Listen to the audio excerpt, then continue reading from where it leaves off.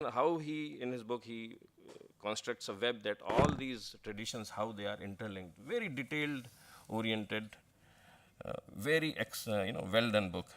So without further ado, I will request Dr. Krishna Gopalji to come and talk to us about something very fundamental, because when we craft a policy, we have to know what is the purpose of education. So what he'll talk to us about is, I requested him to tell us what is the purpose of education. Thanks.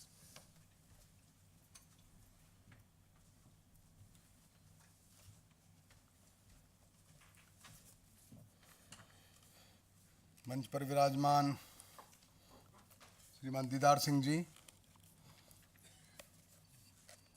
Bharat के MHRD minister Shrimati स्मृति जी, श्रीमान नचिकेता जी, सभागृह में उपस्थित विद्वज्जन, बंधु और बहनों, बहुत अच्छी बात है कि हम लोग शिक्षा के ऊपर विचार करने के लिए बैठे हैं और एक हिंदू बोर्ड अर्थात हिंदू शिक्षा की नीति, शिक्षा का विचार, शिक्षा का दर्शन कैसा होना चाहिए, इसके बारे में हम लोग चिंता कर रहे हैं। मेरा शुरू से मत है कि दो तरह की शिक्षा होती है। मान लो सिविल इंजीनियर है, इलेक्ट्रिकल इंजीनियर है, मैकेनिकल इंजीनियर है, वो भारत में और अमेरिका में दो तरह का नहीं होता। किसी भी देश की इंजीनियरिंग की शिक्षा एक ऐसी होगी, कोई भी नया रिसर्च होगा तो तुरंत वो सारी दुनिया में जाता है। तो फिजिक्स है, केमिस्ट्री है, जूलॉजी है, बॉटनी है, जियोग्राफी है, इलेक्ट्रॉनिक्स है, कंप्यूटर साइंस, कोई भी ऐसा साइंस का सब्जेक्ट है उसमें कोई भी स्वदेशी और विदेशी नहीं होता। लेकिन फिर भी कुछ बात ऐसी है जो हमारी है, जो हमारी विशेषता है, हमारी आइडेंटिटी है, हमारी पिक्यूलियरिटी है, वो स्पेसिफिक है। उसको अगर हम समझे नहीं तो फिर दिक्कत आती है। इसलिए हिंदू फोरम या हिंदू कोई दर्शन, हिंदू कोई शिक्षा के विषय में विचार अपने आप में महत्वपूर्ण है। भारत की अपनी एक विशेषता है, वो भारत की पिक्यूलियरिटी है। उसको समझे बिना, उसको ध्यान में रखे बिना तो फिर दिक्कत आएगी। वो भारत की ही है, दुनिया में और कहीं मिलना संभव नहीं उसको। इसलिए हम अपना कहते हैं, हिंदू कहते हैं, तो वह ध्यान में रखने की है कि वो हिंदू अर्थ मतलब क्या है, और इसलिए उसको बार बार ध्यान में ला करके प्रयत्नपूर्वक सारे शिक्षाओं के साथ जोड़ने का प्रयत्न करना, तो भारतीय होते हैं। ऐसा भी स्मृति जी बता रहे थे कि मैथमेटिक्स है, एक मैथमेटिक्स है, वो सारी दुनिया में एक सा है, लेकिन हमारे यहाँ की कुछ पिक्यूलरिटी है जिसके आधार पर हम लोग मैथमेटिक्स भी पढ़ा सकते हैं। तो एक सिंथेसिस है जो भारतीयत्व का और वर्तमान में कोई भी मॉडर्न एजुकेशन होगा, लौकिक शिक्षा होगा, वर्ल्डली एजुकेशन होगा, इसके बीच में मेल करता है। भारत का एक दर्शन है, एक विचार है। किसी भी देश का एक दर्शन और विचार होता है। मैं उस पुरानी कहानी में नहीं जाऊंगा जिस कहानी के अंदर मैकॉले ने जो कुछ कहा वो हम सबको मालूम है, उसको रिपीट करने का कोई मतलब नहीं है। लेकिन एक बात जरूर है, भारत के बारे में जितने भी विदेशी यात्री थे उनका एक कॉन्सेप्ट था, उनका एक विचार था। जो सबसे पुराना जो भारत में विदेशी यात्री था, जो मगध साम्राज्य में आया था, उसने इंडिका नाम का एक पुस्तक लिखा, उसका नाम था मेगास्थनीज। वो 300 BC है। मेगास्थनीज से लेकर के और मैकॉले तक 1835 तक लंबा समय बीत गया, लगभग 2200 वर्ष बीत जाते हैं। 2100-2200 वर्षों के अंदर सैकड़ों विदेशी यात्री आए, दुनिया के अनेक देशों के लोग हैं, तिब्बत, चाइना से लेकर के और अरब और टर्किश, फ्रेंच और पुर्तगीज, स्पेनिश तक। सबका बेसिक एक मौलिक कंसेप्ट है। वो अपने सारे तीर्थ यात्रा के वर्णन में लिखते हैं कि भारत का जो व्यक्ति है वो सत्यनिष्ठ है, वो धर्मनिष्ठ है, वो धोखा नहीं देता, वो संधि करता है, तोड़ता नहीं, उसका एक दर्शन है, उसके अंदर एक नैतिकता है। ये सबके में कॉमन है। ये कैसे थी, प्रश्न ये है, और कैसे चली गई। मैकॉले ने यही कहा है, ये शिक्षा की जो बैकबोन है इस देश में वो संस्कृति है, वो स्पिरिचुअलिटी है, वो अध्यात्म है, इसको नष्ट करना है। वो प्रोसेस चालू हुआ। इस बात से सब लोग चिंतित थे और इसलिए भारत के शिक्षा के दर्शन के बारे में, शिक्षा की नीतियों के बारे में जिस भी महापुरुष ने लिखा, बोला और विचार किया, इसको जरूर कहीं न कहीं कोट किया। सर्वपल्ली राधाकृष्णन कहते हैं, एक आयोग की रिपोर्ट में वे अपना लिखते हैं, वे चेयरमैन थे उस आयोग के, वो लिखते हैं, the an Indian character of education is one of the serious complaints against the system of education which has prevailed in this country for over a century. What is this un-Indian character? We have to identify this un-Indian character, un-Indianness. भारतीय शिक्षा में जो आ गया, जो अन-इंडियन character क्या है, वो सबसे बड़ी बात है। अच्छा, सिविल इंजीनियर तो अमेरिका में भी बनता है, भारत में भी बनेगा। अच्छा, मैथमेटिशियन वहां बनेगा, यहां भी बनेगा। ये अनइंडियननेस और इंडियननेस क्या है, वो इसको अपने को ध्यान में रखना है। वे आगे बोलते हैं, is that it neglected India's past, that it did not provide the Indian students with a knowledge of their own culture. It has produced, in some cases, the feeling that we are without roots. ये देश का राष्ट्रपति है, बड़े शिक्षाविद हैं, उनका ये कंक्लूजन है, रिपोर्ट में दिया है। लेकिन इसको लागू करने के लिए भारत सरकार ने क्या किया? मालवीय जी ने एक पत्र लिखा रविन्द्रनाथ टैगोर को, दोनों बड़े शिक्षाविद हैं। मालवीय जी रविन्द्रनाथ टैगोर को लिखते हैं, my experience has proved to my satisfaction that literary training by itself adds not an inch to one's moral height, and that character building is independent of literary training. I am firmly of opinion that the government schools have unmanned us, rendered us helpless and godless. They have filled us with discontent and providing no remedy for discontent, have made us despondent. ये अंग्रेजों ने जानबूझकर भारतीय शिक्षा को ऐसा बनाया। स्वतंत्रता के बाद परिदृश्य बदला। हमारे आईआईटीज आए, आईआईएम्स आए, बड़े बड़े यूनिवर्सिटीज आए, इसमें कोई दो राय नहीं। मेडिकल कॉलेज आए, लॉ इंस्टीट्यूट्स आए, बड़े बड़े मैनेजमेंट्स आए, मैनेजमेंट के इंस्टीट्यूट्स आए। लेकिन एक प्रश्न जो है, जो अनुत्तरित है, ये संख्या बढ़ सकती है। स्मृति जी ने 10-20 आईआईटीज की और घोषणा करनी है, आईआईएम्स और आ जाएंगे, एम्स भी आएंगे। भारतीय मन संतुष्ट होगा क्या? भारतीय प्रज्ञा इसमें से संरक्षण, संवर्धन पाएगी क्या? जो भारतीय विशेषता है, जो मैंने 2 पत्रों में बताए हैं, मालवीय जी का जो पत्र है रविन्द्रनाथ टैगोर को, राधाकृष्णन का जो आयोग में रिपोर्ट है, ये इनमें कहीं मिलेगा क्या? जो भारतीयत्व है, ये कहाँ है? जिसको ये महापुरुष खोज रहे थे, वो कहाँ है? और इसके कारण से आज हमको दिख रहा है, ये बात सच है कि दसियों हजार हमारे बच्चे दुनिया भर में बड़ा नाम तो कमा रहे, लेकिन भारतीय मन कहीं न कहीं असंतुष्ट है। भारतीय मन कहीं न कहीं बेचैन है। कहीं न कहीं ऐसी बात है जो अधूरी है। वो अधूरी बात वो क्या है? वही मैं समझता हूं शिक्षा का एक बड़ा उद्देश्य है जो अपने को ध्यान में रखना है। कुल मिलाकर के शिक्षा के बड़े बड़े संस्थान खड़े हो रहे, इसमें कोई दो राय नहीं। वर्ल्डली एजुकेशन जो है वो बढ़ रही है, लोग जानकार हो रहे हैं, इंफॉर्मेशंस के जो बंडल्स हैं वो उनके मस्तिष्क में हैं, इसमें कोई दो राय नहीं। लेकिन स्पिरिचुअल विजडम कहाँ है? जो शिक्षा का आधार है वो कहाँ है? शिक्षा की आत्मा है वो कहाँ है? और इसलिए what is the purpose of our education, what are our aims and objectives, वे कहाँ हैं? एक अच्छा इंजीनियर तो बनता है, अच्छा मनुष्य बनता है क्या? एक अच्छा व्यक्ति बनता है क्या? ये मस्तिष्क की शिक्षा पूरी है, ये हृदय का भाव कहाँ है? श्रद्धा, प्रेम, ममता, दया, सहयोग, ये कहाँ है? पिंजरा पूरा है, पक्षी उड़ गया, गंगोत्री में ही गंगा सूख गई। शिक्षा के बड़े बड़े संस्थान तो खड़े हुए, लेकिन उनके अंदर का जो आत्म तत्व है वो कहीं न कहीं गोल है। और इसलिए जब हम विचार करते हैं अपना देश कहाँ जाएगा, तो देश का जो लक्ष्य है, देश का जो दर्शन है और शिक्षा का दर्शन, ये दो नहीं हो सकते। अपने संविधानविदों ने बड़ा संविधान बनाया, संविधान में सैकड़ों आर्टिकल्स और लॉज बाई लॉज है। काहे के लिए? काहे के लिए हैं? हमारे देश का गंतव्य क्या है? देश का भवितव्य क्या है? देश की रिस्पॉन्सिबिलिटी क्या है? देश स्वतंत्र हुआ क्यों है?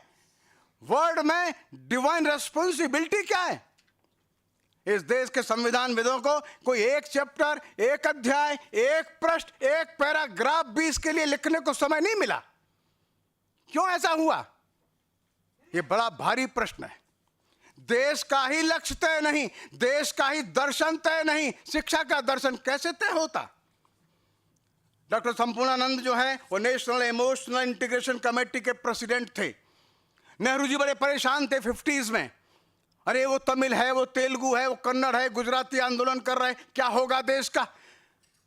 ये देश में एक नेशनल इमोशनल इंटीग्रेशन होना चाहिए। एक समिति बनी, संपूर्णानंद जी बड़े भरी विद्वान आदमी थे, उन्होंने लिखा इस देश का ही दर्शन तय नहीं है, शिक्षा का दर्शन तय नहीं है। विद्यार्थी पढ़ता है एक रडरलेस बोट की तरह, डिग्री प्राप्त करके ऐसे नदी में, समुद्र में भटकता है। Where to go he doesn't no.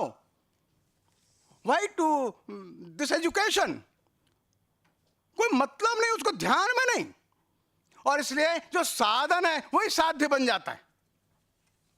शिक्षा का लक्ष्य, शिक्षा का दर्शन, शिक्षा का पर्पस ये निश्चित होना चाहिए। इंजीनियर बनना, डॉक्टर बनना, मैनेजर बनना, साइंटिस्ट बनना, ये सब साधन है, ये ऑब्जेक्टिव्स नहीं हो सकते।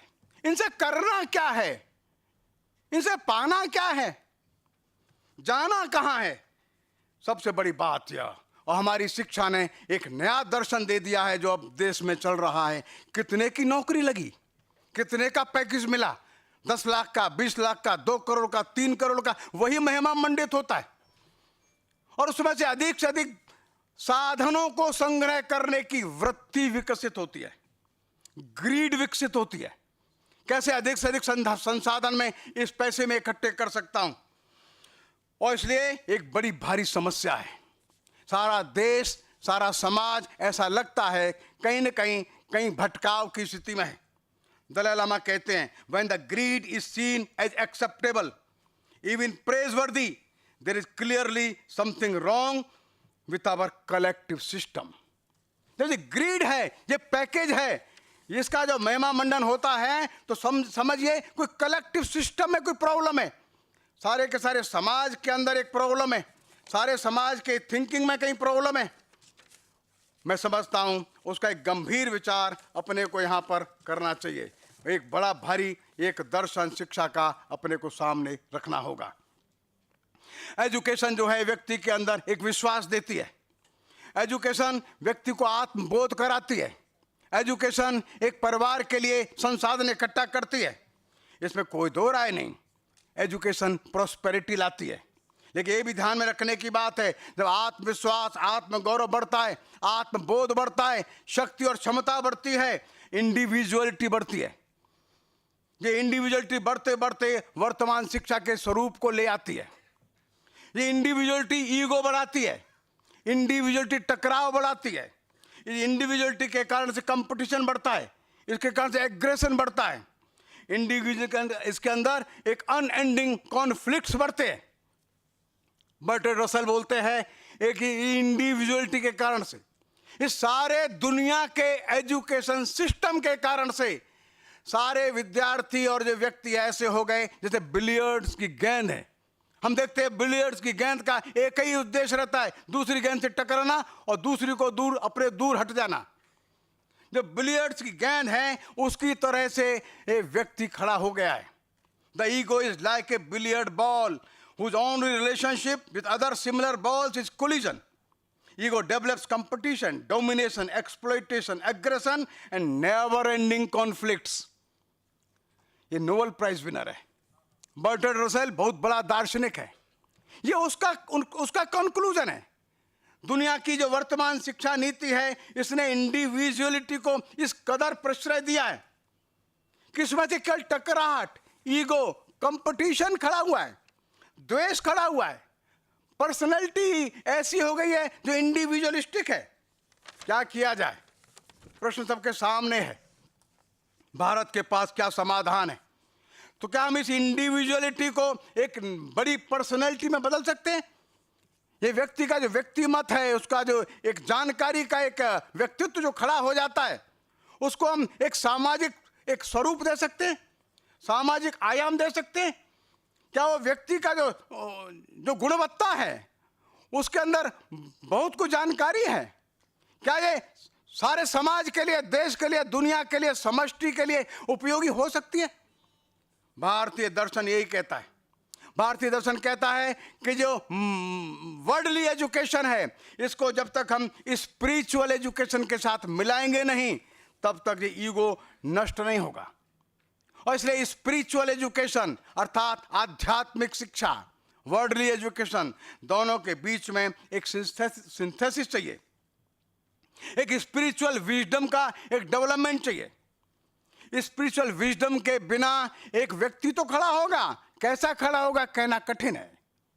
वो व्यक्ति केंद्रित होगा, इंजीनियर अच्छा बनेगा, डॉक्टर अच्छा बनेगा, मैनेजर अच्छा बनेगा, क्षमतावान बनेगा, लेकिन संपूर्ण मानवता के साथ एकात्म बोध न होने के कारण से अपनी शक्तियों का वो उपयोग करेगा, सारे समाज को निचोड़ करके रख देगा।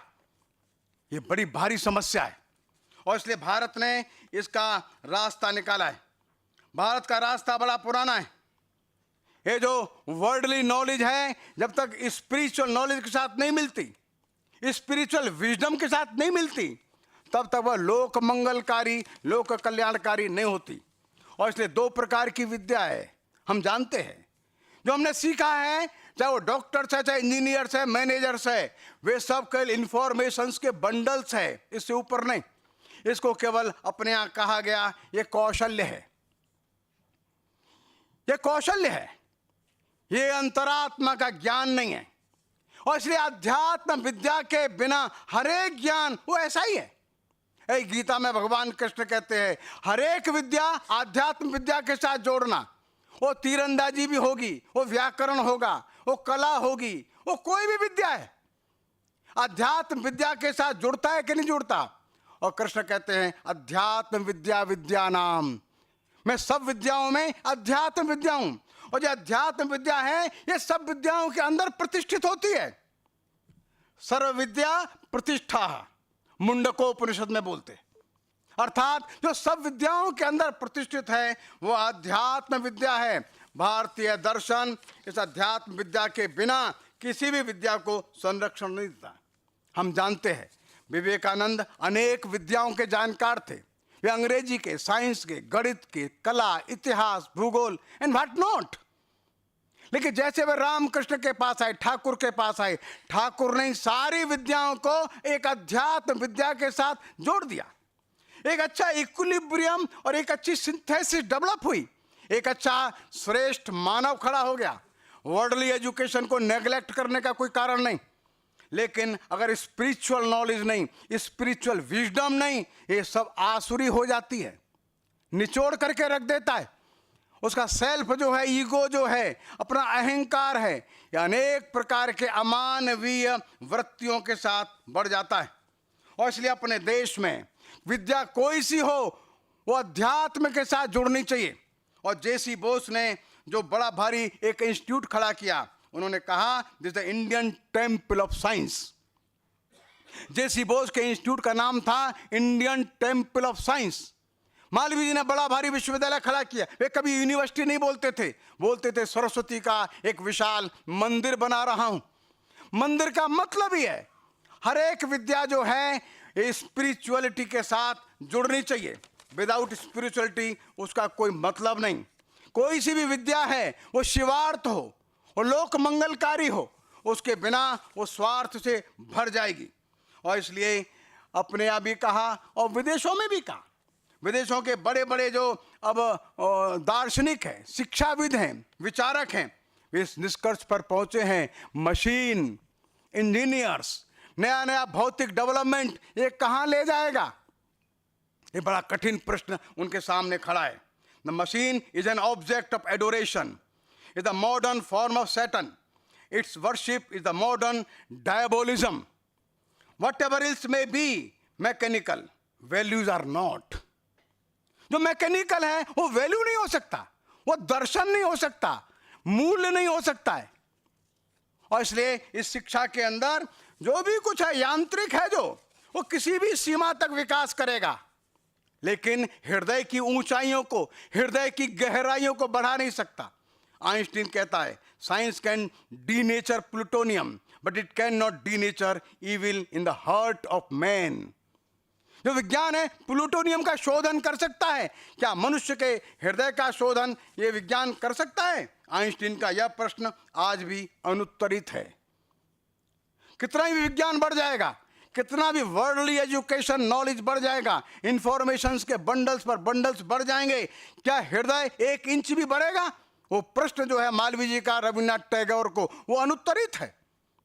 क्या ये वर्ल्डली एजुकेशन 1 इंच भी बढ़ा सकती है मॉरल हाइट्स को? व्यक्ति के दर्शन में कोई परिवर्तन ला सकती है? ये बड़ा भारी एक प्रश्न हमारे सामने खड़ा है। उत्तर केवल भारत दे सकता है। भारत का दर्शन इन दोनों की ठीक सिंथेसिस करता है। मैं समझता हूं ये बहुत प्रमुख बात है। दलाई लामा एक जगह कहते हैं, modern education is premised strongly on materialistic values, yet as I often point out, it is vital that when educating our children's brains, we do not neglect to educate their hearts, and a key element of educating their hearts to be nurturing their compassionate nature. ये compassionate nature जो है दूसरे के लिए है, अपने लिए नहीं है।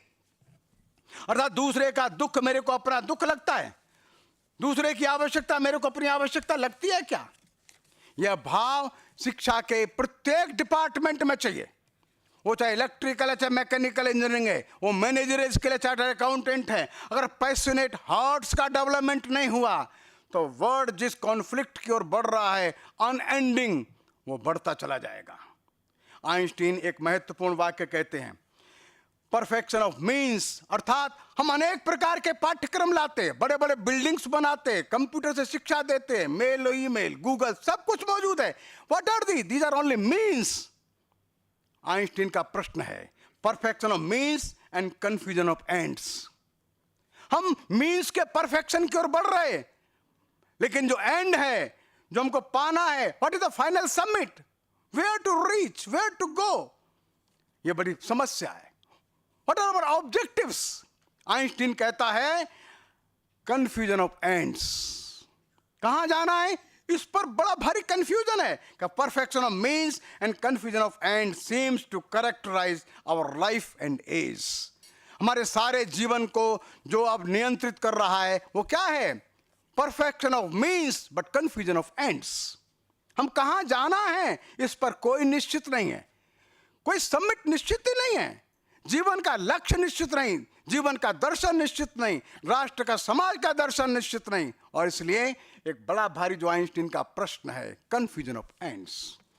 और इसलिए भारतीय दर्शन, हिंदू दर्शन, हिंदू थॉट, स्पिरिचुअलिटी थॉट, और इसलिए एक सिंथेसिस चाहिए, स्पिरिचुअल एजुकेशन और वर्ल्डली एजुकेशन, इन दोनों के बीच का सिंथेसिस है वो केवल और केवल हिंदू थॉट दे सकता है। उसी की ये विरासत है, उसी के पास है। इसलिए मेरी विनम्र प्रार्थना है, सिस्टम कैसा होगा जाने दीजिए, बनाने दीजिए, लेकिन बच्चे को पढ़ाना क्या, बच्चे को जाना कहां, उसका गंतव्य क्या है, अंतिम समिट क्या है, अंतिम लक्ष्य क्या है, राष्ट्र का दर्शन, समाज का दर्शन, बच्चे का दर्शन और हमारे संस्थान का दर्शन, इनका साम्य चाहिए। ये चारों के चारों दर्शन एक ही चाहिए, दो नहीं। उसी मिशन को लेकर के बच्चे खड़े हो, एजुकेशन कोई सी भी क्यों न हो, एजुकेशन ठीक दिशा में जाएगी। मैं समझता हूं मैं अपना समय पूरा किया। सभी को विनम्रता से प्रणाम, नमस्कार।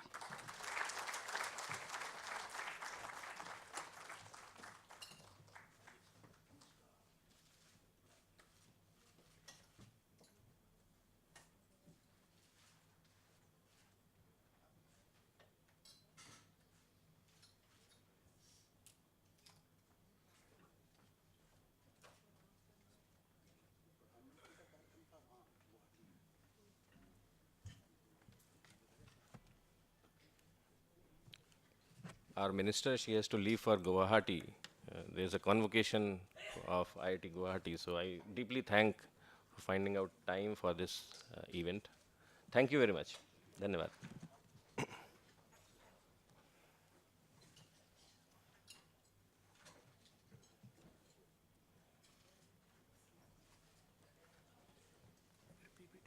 इसको नीचे कर देना जब आप जाओगे ना, नेक्स्ट स्पीकर का नहीं होगा तब, है ना, ये आधा एक कट करा।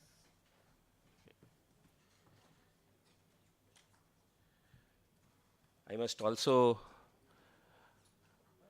welcome Honorable Minister for Railways, Sri Suresh Prabhuji, that he's with us today. So thank you, sir, for coming.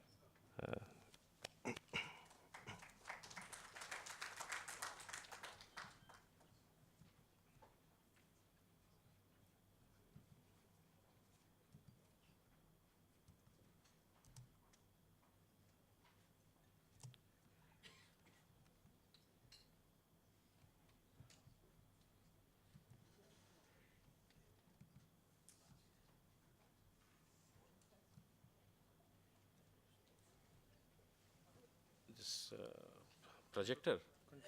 Huh. F5 वाली, F5 Wonderful. It has to start from the first slide.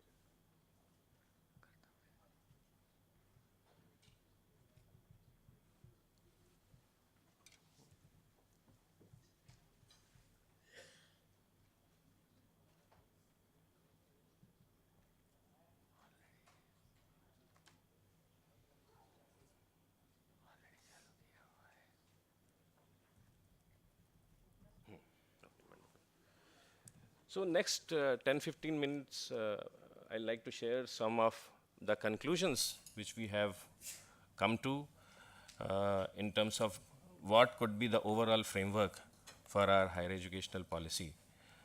And this activity was not a one-person activity. Close to 15 people, some very eminent educationists, people who are involved in running and building excellent institutions, policy experts, people from bureaucracy. So all of them were involved in this exercise. And we came up with some conclusions in context of what should be the contours of higher educational policy. We wanted to share some of those, some of the key bullets of that with you. And once I'm done with my summary, I will request our minister to talk to us. So the goal of this activity was that, I mean, why are we doing it? The first goal, what we thought was very important is that whatever education system we have, it has to be an enabler to remove poverty in our country. I mean, there cannot be any discussion on that. That is a very fundamental reality of our country, lot of poor people. And whatever policy we develop, it has to be an enabler in terms of removing the poverty. We also hear a lot of noise, I'll say, about India's demographic dividend.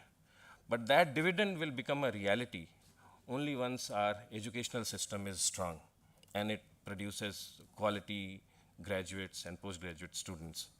So whatever policy we have, it should be a tool to realize our country's demographic dividend. The third goal was that it should enhance happiness and harmony in our society. And the last one was that the policy or whatever education we receive as students in our colleges and universities, whatever we learn, once we walk out of our campuses, we should be, in all sorts of ways, be tools to project our civilizational and national interests across the globe. I mean, this is what United States and a lot of advanced industrial economies have done, and we have fundamentally failed in that responsibility. And the last and extremely important point is that we have to position Bharat as a knowledge leader. Right now we are not that strong that we can become the knowledge leader, but as a knowledge leader in the whole world. Why do we say that? We have the largest educational infrastructure in the country. It may not be the greatest in terms of quality, but when you actually count number of teachers, buildings and all that, we have the largest educational infrastructure. Cost of labor is less. We have the largest textual corpus of textual material in several knowledge streams in the world when we compare it with the world. and the amount of material and knowledge database we have in this country, I mean, we may not believe it, but that far outshines the amount of corpus which is possessed by any other civilization in the country. Professor Kapil Kapoor is there. There will be some discussion on curricula innovation in the later part of the day today. And